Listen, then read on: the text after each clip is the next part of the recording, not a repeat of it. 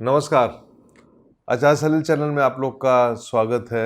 मुझे याद है मैं अगस्त के महीने में बेंगलोर में था और बेंगलोर में मेरे पास ऋषि सुनक की कुंडली आई और ये पूछा गया था कि क्या ऋषि सुनक प्राइम मिनिस्टर बनेंगे। और उसी समय जब मैंने उनकी कुंडली को काफ़ी रिसर्च करा तो वो ये एक प्राइम मिनिस्टर कैंडिडेट कुंडली थी और उसके बेस पे मैंने अपने फॉलोअर्स के रिक्वेस्ट पे मेरे ख्याल से 29 अगस्त को एक वीडियो अपलोड किया था जो मेरे चैनल में अभी भी अपलोड है। और लिज प्राइम मिनिस्टर बनी और उनके बनने के बाद वो 45 दिन के अंदर चली गई और बाद में जैसे कि मैंने प्रेडिक्शन किया था ऋषि सुनक प्राइम मिनिस्टर बने। और प्राइम मिनिस्टर बनने के करीबन 12 घंटे पहले मेरे पास 3 मैसेज आए थे लंदन से और उन मैसेज के बेसिस पे मैंने ट्वीट भी किया था और ये भी कहा था कि आप प्राइम मिनिस्टर बनने जा रहे हैं और वो बने। लेकिन सबसे बड़ी बात क्या है कि जो मुहूर्त था वो मुहूर्त जो मेरे हिसाब से अच्छा निकल रहा था वो शनिवार को था, लेकिन उस दिन सूर्य ग्रहण भी था और सूर्य ग्रहण के दौरान ही उन्होंने शपथ ग्रहण करी। और जब उन्होंने शपथ ग्रहण करी तो वृश्चिक लग्न में उन्होंने शपथ ग्रहण करी। मुझे एक और दरमिया याद आ गया कि जब डॉक्टर अब्दुल कलाम भारत के राष्ट्रपति बने थे और उनके पास प्रमोद महाजन गए थे कि आप राष्ट्रपति का चुनाव जीत गए हैं, आप किस मुहूर्त में शपथ लेना चाहेंगे। तो उन्होंने एक बहुत बड़ी बात कही थी कि जब तक ये सूरज, चांद और पृथ्वी रहेंगी तब तक ये दुनिया चलती रहेगी और मेरे लिए हर दिन मुहूर्त है। आप मुझे ये बताओ कि मुझे शपथ ग्रहण कब करनी है, कब किस टाइम से मैं राष्ट्रपति के पद को ग्रहण कर सकता हूँ लीगली, ऑफिशियली। और कोई मुहूर्त नहीं था, लेकिन उन्होंने राष्ट्रपति पद की शपथ ली थी और बाद में 5 साल का पूरा टेन्योर पूरा किया। इत्तेफाक से इस घटना का मैं भी एक चश्मदीद गवाह था, इसलिए मुझे ये चीज़ याद है। यहाँ पे मैं बोलना चाहूँगा कि सुनक की जो शपथ ग्रहण हुई वो अपने आप में एक अप्रत्याशित घटना थी। मैं समझ सकता हूँ क्योंकि वृश्चिक लग्न में ये शपथ ग्रहण हुआ और जैसा कि मैं बताता हूँ, वृश्चिक लग्न की कुंडली थी उस समय जब उन्होंने शपथ ग्रहण की। लग्न खाली, दूसरा घर खाली, तीसरे घर में शनि और शनि डायरेक्ट है, रेट्रोग्रेड नहीं है।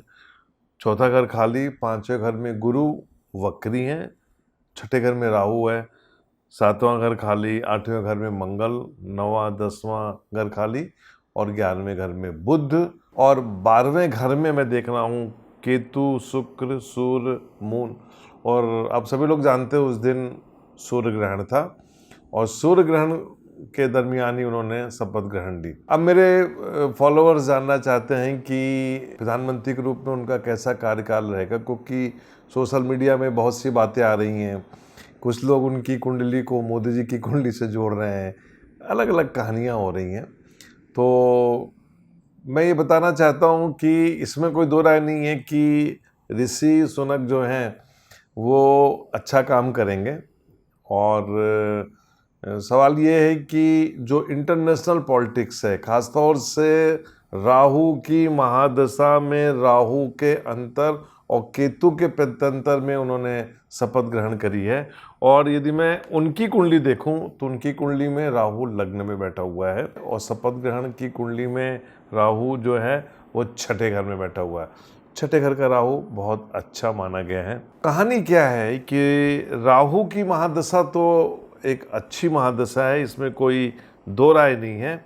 और इस राहु की महादशा में जो फल मिलेंगे उसमें बुध के फल ज़्यादा मिलेंगे और बुध नवांश कुंडली में राहु के साथ 9वें घर में बैठा हुआ है।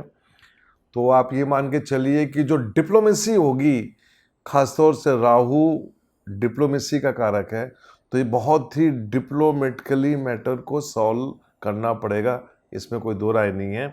और मैं अपने फॉलोअर्स को बताना चाहता हूँ कि नवंबर दिसंबर का महीना यदि आराम से कट गया और जनवरी में जब पहुँचेंगे ये, तब शनि कुंभ राशि में पहुंचेगा। और जब कुंभ का शनि इनकी कुंडली में देखा जाए, सुनक की कुंडली में यदि मैं देखूं तो 7वें घर में आएगा, और जो शपथ ग्रहण की कुंडली है उसमें 4थे घर में आएगा।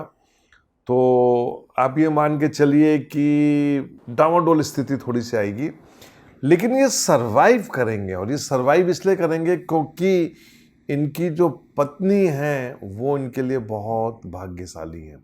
तो पत्नी के भाग्य से ये आगे सरवाइव करेंगे। जो अक्सर ये बातें निकल के आ रही हैं सोशल मीडिया में कि वो भारतीय मूल के हैं, भारत का सपोर्ट, बला बला जो इतनी कहानियाँ निकल के आ रही हैं, ये दिल को बहलाने की बात है, आप बहलाते रहिए।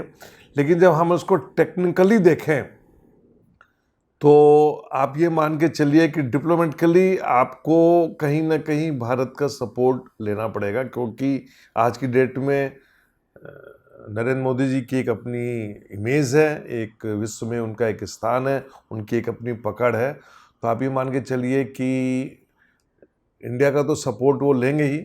और इसलिए एक बात निकल के आती है ना कि मैं आपको एक सूत्र दे रहा हूँ यहाँ पे कि कभी भी किसी से ना दुश्मनी रखो ना दोस्ती रखो, कब कौन कहाँ काम आ जाए पता नहीं।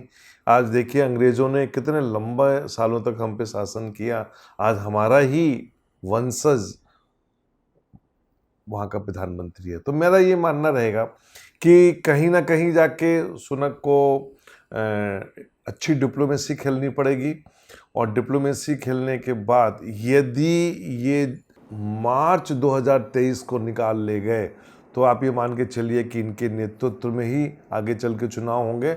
लेकिन अगले जो 2 साल रहेंगे वो समस्याओं से भरे रहेंगे, बहुत मेहनत करनी है। और पत्नी इनके साथ है, पत्नी का भाग्य इनके साथ है।